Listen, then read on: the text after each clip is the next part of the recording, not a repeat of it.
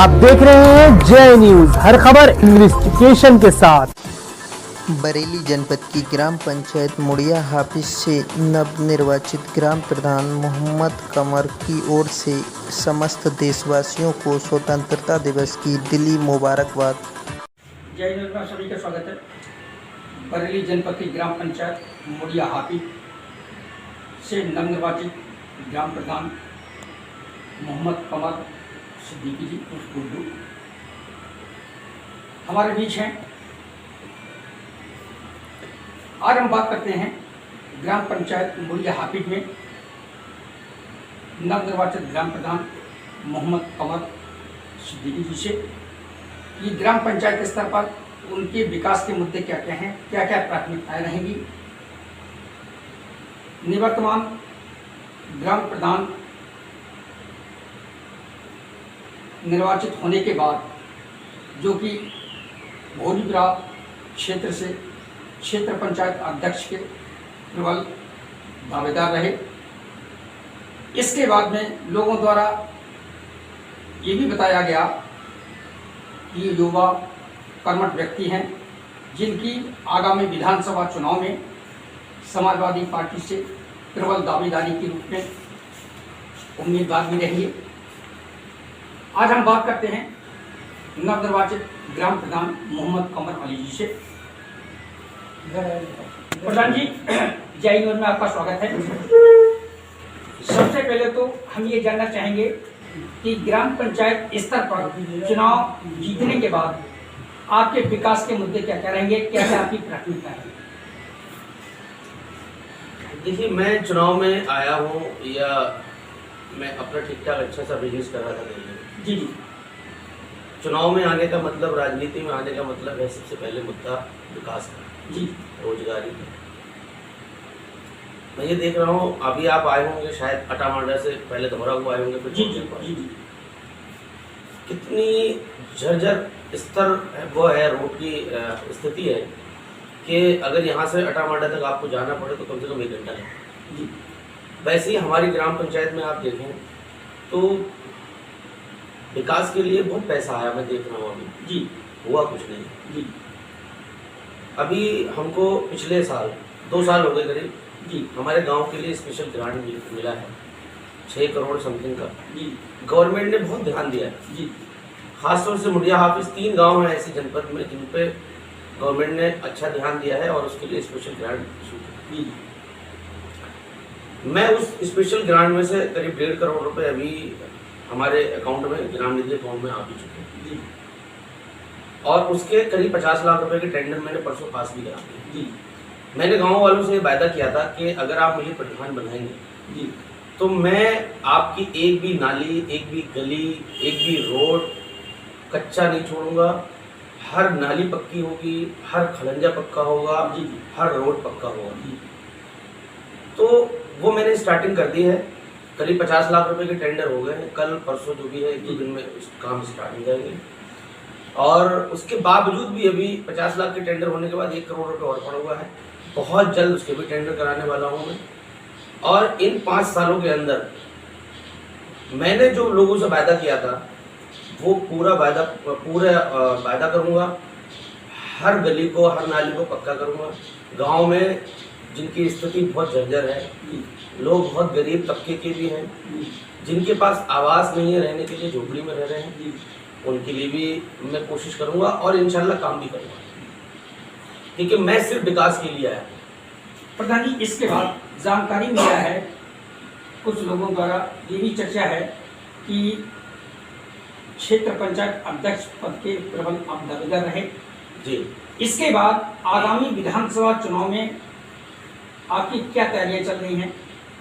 देखिए, अभी क्षेत्र पंचायत चुनाव में, मैं ग्राम पंचायत चुनाव के बाद में मुझे लोगों ने सुझाव दिया कि आप क्षेत्र पंचायत चुनाव की तैयारी करें और बहुत सारी तादाद में लोग मेरे पास आए कहने के लिए। हालांकि मेरा मूड नहीं था चुनाव लड़ने का। जब मैंने लोगों का रवैया देखा कि बाकी चेंज करना चाहते हैं, ब्लॉक प्रमुख दूसरा बनाना चाहते हैं, क्योंकि जो पहले ब्लॉक प्रमुख हैं जो अभी भी बने हैं वो पिछले 3 पंचवर्षीय से ब्लॉक प्रमुख थे। उन्होंने जरा सा भी विकास का कोई काम नहीं किया है। सारे बीडीसी मेंबर परेशान रहे हैं। इसलिए जब बीटीसी मेंबर्स बने उसके बाद बहुत सारे बीटीसी मेंबर्स मेरे पास आए और उन्होंने अपना सुझाव मेरे पास रखा कि आप अध्यक्ष बन सकते हैं, आप प्रमुख बन सकते हैं, आप चुनाव में। मैं चुनाव मैदान में उतरा और चुनाव में मैंने खूब मेहनत की, लोगों से मिला जुड़ा, लोग मुझसे बहुत जुड़े, खासतौर से यंग तबके के लोग मुझसे बहुत जुड़े और जिस दिन नॉमिनेशन था उस दिन तक मेरे पास 62 मेंबर थे। बट शासन प्रशासन ने मिलकर, क्योंकि जो दूसरे दावेदार थे कैंडिडेट बीजेपी के थे, मैं सपा से था, उन्होंने शासन प्रशासन से मिलकर मेरे आवेदन को कैंसिल कराया, अननेसेसरी आवेदन को कैंसिल कराया। मेरे आवेदन में कोई कमी नहीं थी, कोई प्रॉब्लम नहीं थी, कोई दिक्कत नहीं थी, तो इसलिए वो कैंसिल कराने का कोई तो बेस रहा हो। हमें आज तक कोई बेस नहीं बताया गया, हमें आज तक कुछ बताया नहीं गया। इवन के जब हमें ब्लॉक के अंदर भी नहीं घुसने दिया। एक्चुअल में मैं अपनी भाभी को ब्लॉक प्रमुख का चुनाव लड़ा रहा था जी। वो इतनी सक्षम नहीं है, उनको राजनीति आती नहीं है, पढ़ी लिखी कम है, इतना अधिकारियों से या शासन प्रशासन के लोगों से बात नहीं कर सकती थी। मुझे अंदर नहीं जाने दिया गया, मुझे आरओ से नहीं मिलने दिया गया, मुझे इंस्पेक्टर ने रोक लिया कि आप अंदर नहीं जा सकते। मैंने कहा, मैंने उनसे रिक्वेस्ट भी किया कि एक बार मुझे आरओ साहब से मिलने दीजिए, मैं देखना चाहता हूँ कि हमारे पर्चे में क्या कमी रहती है। उन्होंने कहा मैं आपको अंदर नहीं जाने दे सकता, ये ऑर्डर है, सबका ऑर्डर है।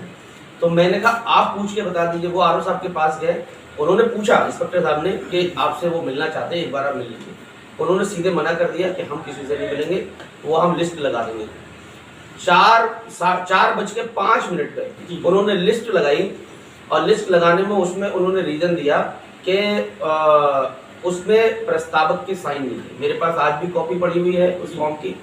प्रस्तावक, अनुमोदक, कैंडिडेट सबके साइन थे, प्रॉपर फॉर्म भरा हुआ था। वकील से, लॉयर से एडवाइस लेके हमने फॉर्म भरा था। अब इसके बाद आपकी क्या तैयारी चल रही है? देखिए, ब्लॉक प्रमुख के चुनाव हारने के बाद में एक चीज और हुई मेरे साथ में घटना। जब उन लोगों ने देखा, बीजेपी के लोगों ने, कि हम चुनाव हार रहे हैं, तो उन्होंने एक बहुत घटिया तरीके से राजनीति की। उन्होंने मेरे पे 307 का फर्जी मुकदमा लगवाया। 307 का फर्जी मुकदमा लगवाने के बाद पुलिस ने मुझे अननेसेसरी तरीके से अरेस्ट किया। मुझे कोई नोटिस नहीं दिया गया अरेस्ट होने से पहले, मुझे कुछ इन्फॉर्म नहीं किया गया अरेस्ट होने से पहले। मैं एक जगह गांव में बैठा हुआ था किसी बीटीसी मेंबर्स के पास में, करीब 100-150 की तादाद में पूरी फोर्स पहुंचती है और मुझे वहां से अरेस्ट कर लिया जाता है।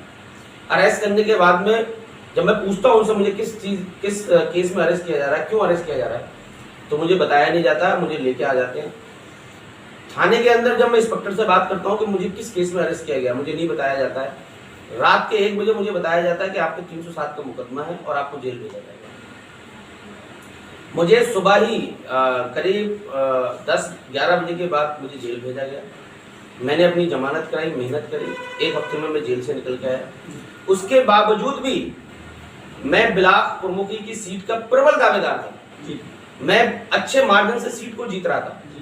उसके बाद उन्होंने ये दूसरा गेम बनाया कि मेरा पर्चा कैंसिल कराया। शासन प्रशासन का दबाव रहा, जितना भी वहाँ स्टाफ लगा हुआ था उनसे किसी से मिलने नहीं दिया गया।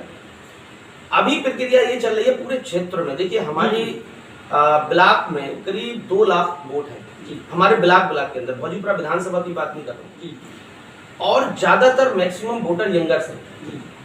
सारे यंगर्स की आवाज आ रही है हर गांव से कि गुड्डू भाई को, यानी मुझे, कमर सिद्दीकी, इनको विधायक बनाते हैं। वो लोग सब मेरे पास आ रहे हैं, बहुत तादाद में आए मेरे पास लोग, और उन्होंने मुझसे आवेदन किया। मैं अभी इस क्षेत्र में प्रधान जी, आज़ादी से संभवतः इस क्षेत्र का कवि लोग एक चटिया के बाबूराम जी रहे थे। आज़ादी से अब तक का इस क्षेत्र का ये दुर्भाग्य ही कहा जा सकता है कि उनके अलावा आज तक कोई स्थानीय इस क्षेत्र से, कोई लोकल का कोई आज तक क्षेत्रीय विधायक बना ही नहीं। देखिए, आवेदन करने से पहले समाजवादी पार्टी में मैंने ये बात रखी है आला अधिकारियों से जी कि हमारी जो विधानसभा है जी, वो क्षेत्रीय किसी भी आदमी से वंचित रही है जी।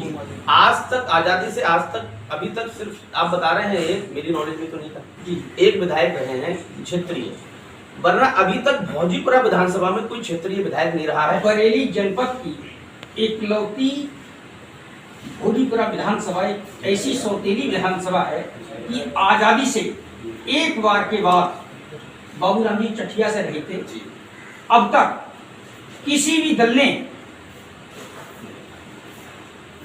लोकल के कैंडिडेट को आज तक टिकट ही नहीं दिया। उसका श्रेय हमारे क्षेत्रवासियों को जाता है। इस संबंध में क्या कहना चाहेंगे? देखिए, मैं ये मानता हूँ समाजवादी पार्टी एक ऐसी पार्टी है जिसके यहाँ पर सब कुछ निष्पक्ष होता है जी। वहाँ कुछ भेदभाव नहीं है, वहाँ कुछ नहीं है। मैं अपनी बात रख चुका हूँ। मैं उन लोगों से पहले कह चुका हूँ कि हमारी जो विधानसभा है वो क्षेत्रीय आदमी से वंचित रही है।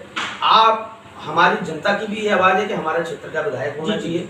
हमारे पूरी भोजपुरा क्षेत्र की ये आवाज़ है कि क्षेत्रीय विधायक होना चाहिए, और पूरी जनता की ये भी आवाज़ है कि बुड्ढू भाई को विधायक होना चाहिए।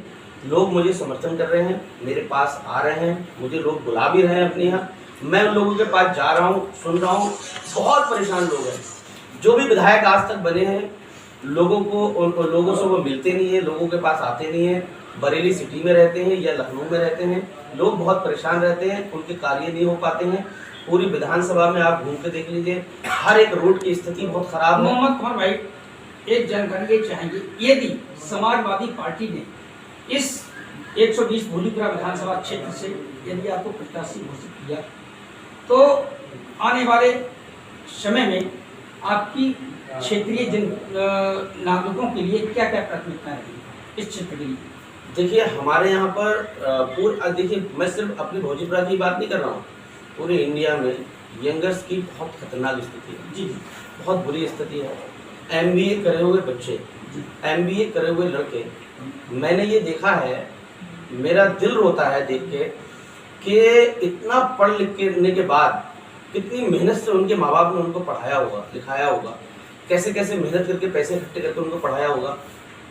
हकीकत बात बता रहा हूँ कि MBA करने के बाद लोग मेहनत और मजदूरी कर रहे हैं, तब के वो प्रबल दावेदार हैं कि उनको नौकरी मिलनी चाहिए।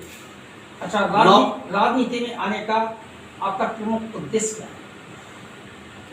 सबसे पहला उद्देश्य तो यह है कि मैं ये देखता हूँ बरेली के जितने भी आसपास के गांव हैं जी, सबकी बुरी स्थिति है, बहुत खतरनाक, बहुत बुरी स्थिति है। विकास का तो कोई कार्य हुआ ही नहीं जी।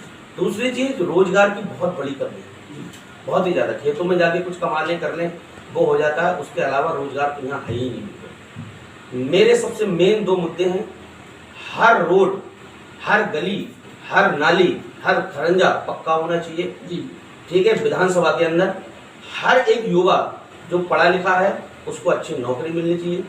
जो युवा पढ़ लिख नहीं पाया है उसको पढ़ाई लिखाई के वो पैदा करना चाहिए, उन्हें पढ़ाई लिखाई के लिए प्रेरित करना चाहिए। दूसरी चीज, जो बच्चे हैं अभी यंगर्स, अभी जो पैदा हुए हैं, जो आ रहे हैं 5, 7, 10 साल के लिए, हमारे यहाँ पर अभी बरेली में कुछ अच्छे से कॉलेज नहीं बने हैं। यहाँ बढ़िया कॉलेजेस बनने चाहिए। हर एक विधानसभा में 12 तक एक बहुत बेहतरीन कॉलेज होना चाहिए, जो अभी कॉलेज की स्थिति वैसी नहीं है। तो मेरी प्राथमिकता रहेगी एजुकेशन, विकास, रोजगार। जिसे पानी के निकास को लेके या सरकारी ग्राम समाज की भूमि पर दमों को कब्जा हो, तो इस संबंध में क्या कहना चाहेंगे? देखिए, कुछ मेरे पास मुझे पता लगा है कुछ जगहों पर अननेसेसरी कब्जा हुआ है। मैं इसमें कार्य कर रहा हूँ, बहुत जल्द वो जगह हम छुड़ा लेंगे, और उसमें हमने पहली प्रस्ताव पास किया हुआ है इको पार्क का जी, बच्चों के लिए खेल के मैदान का। मैंने सारा 6 करोड़ रुपए का पूरा प्रस्ताव पास करा रखा है। गांव वाले या गांव के आसपास के क्षेत्र के जितने भी लोग हैं इस गांव को देखेंगे, मुड़िया हाफी का विकास एक अलग विकास होगा। यहाँ पर हर गली, हर नाली, हर खरंजा पक्का होगा। बच्चों के लिए इको पार्क होगा, मैरिज हॉल होगा। यहाँ पर अभी तक हम लोगों के यहाँ पर ग्राम पंचायत भवन नहीं बना हुआ है, वो भी है। तो और बहुत सारी चीज़ें हैं, मैं डिटेल में बता नहीं सकता हूँ। बहुत सारे प्रस्ताव मैंने पास किए हुए हैं। 6 करोड़ रुपए का ऑलरेडी प्रस्ताव हमारे पास है।